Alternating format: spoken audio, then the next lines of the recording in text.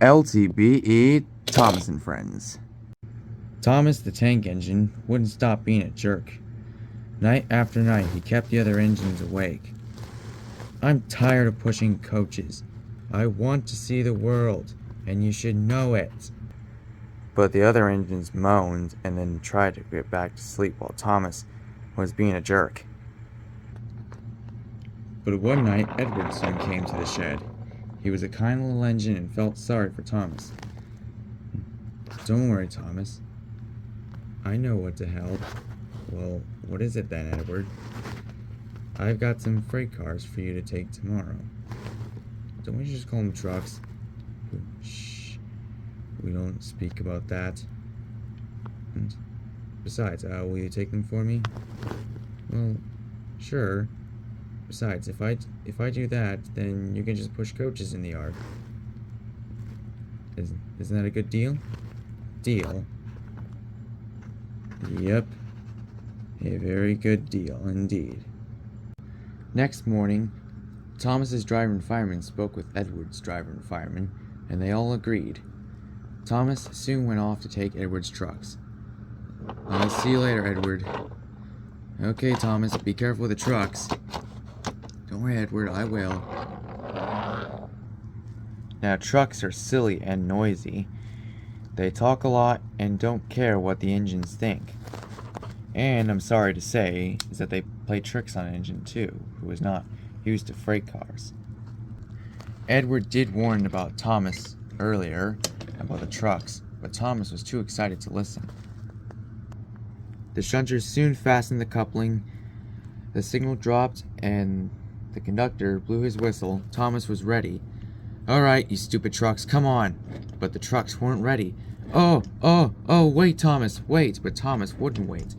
Come on, you idiot trucks, come on! Alright, don't fuss, grumbled the trucks. Then Thomas began to go faster and faster.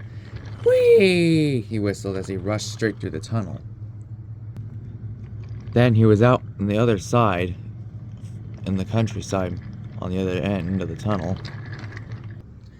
Hurry, puffed Thomas.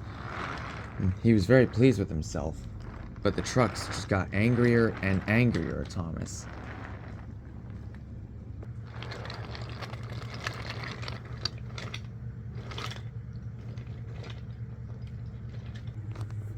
At last, Thomas soon slowed down as he came to Gordon's hill. This hill is very steep. Come on, you stupid trucks. But the trucks just kept holding him back. Hang in there, Thomas. We'll be up there in a moment. I hope so, driver.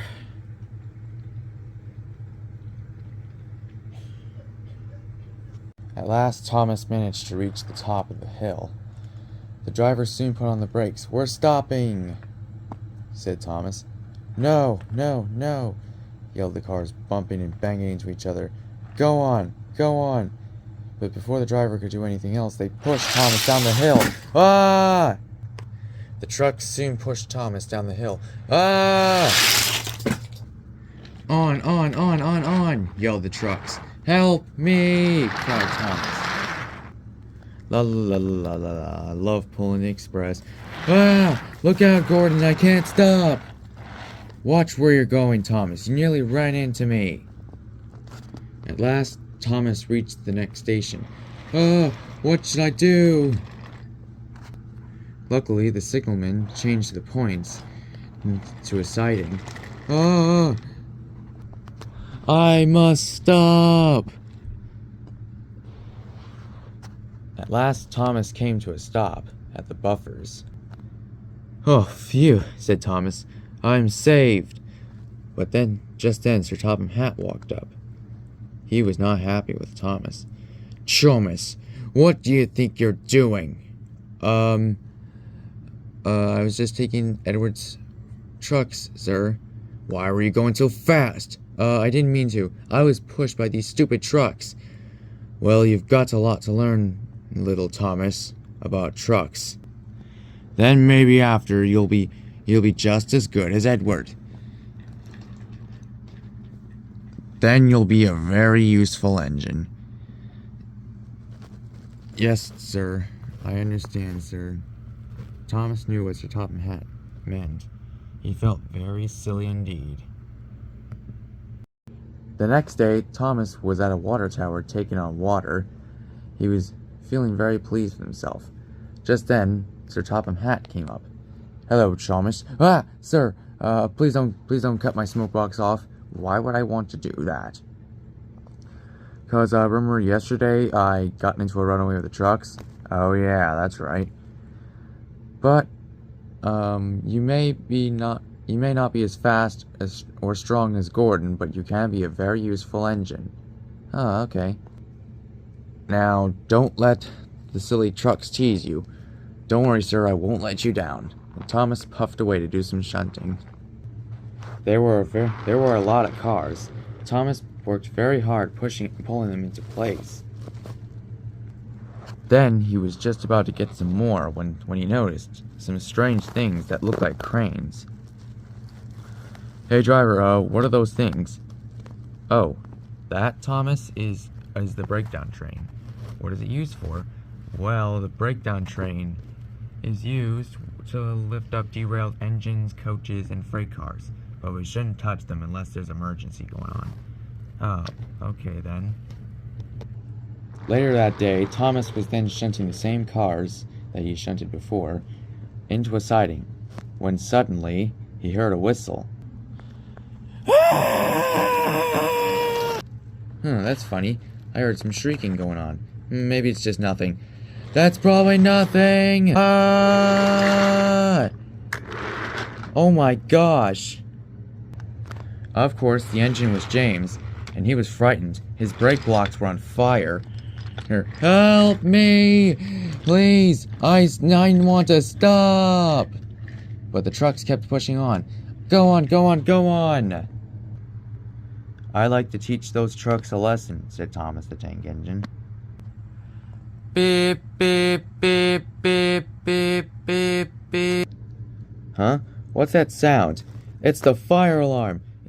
What does that mean? James is off the rails. We need to get the breakdown train. Okay, I'm on it. I'm not letting anything bad happen to my friend. Thomas soon backed down onto the breakdown train, and off he went. "Hang in there, James. I'm coming."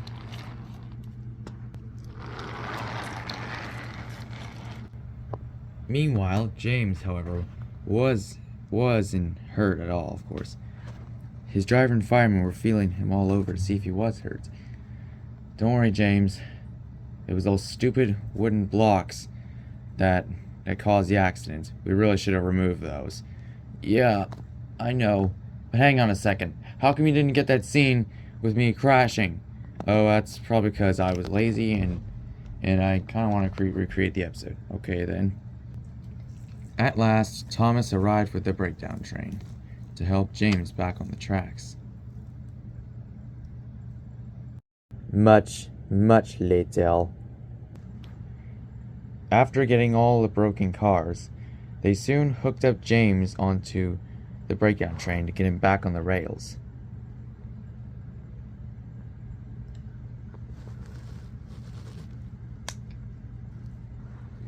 "Well, thanks, but I just realized I couldn't move."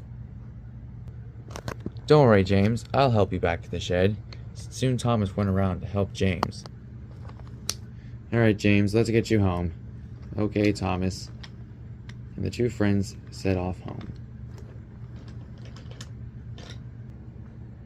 Later, Sir Topham Hatt was waiting anxiously when Thomas came up pulling James.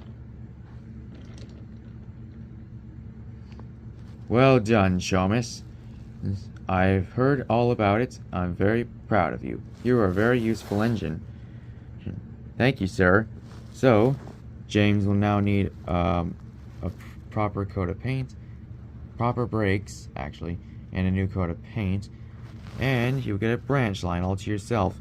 "Oh, thank you, sir. I've always wanted my own branch line." "Not a problem. It's all yours." Woohoo!